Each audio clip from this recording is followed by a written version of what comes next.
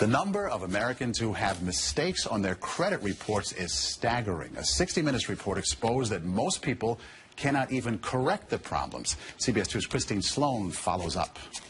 Meg Pasternak says a mistake on her credit report nearly destroyed her credit.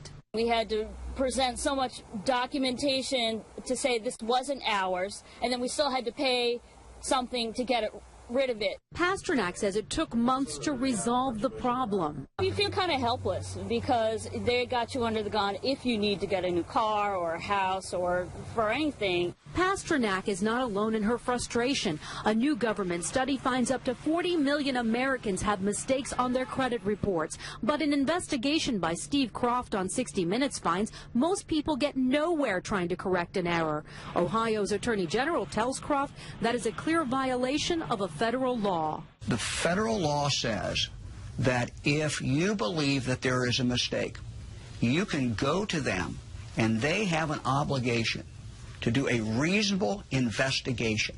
They're not doing a reasonable investigation. End result, if we're successful, is a deletion of that record from your credit report. The credit pros in Newark help people fight agencies like TransUnion and Experian. All the information they receive from a customer, they translate it into a code. They don't forward the letter and the proof of payment to the creditor. They just forward the 3-digit code. So the best way to protect yourself? Go directly to the creditor rather than going to the credit bureau themselves. Another good habit to get into, check your credit report periodically to make sure there are no changes.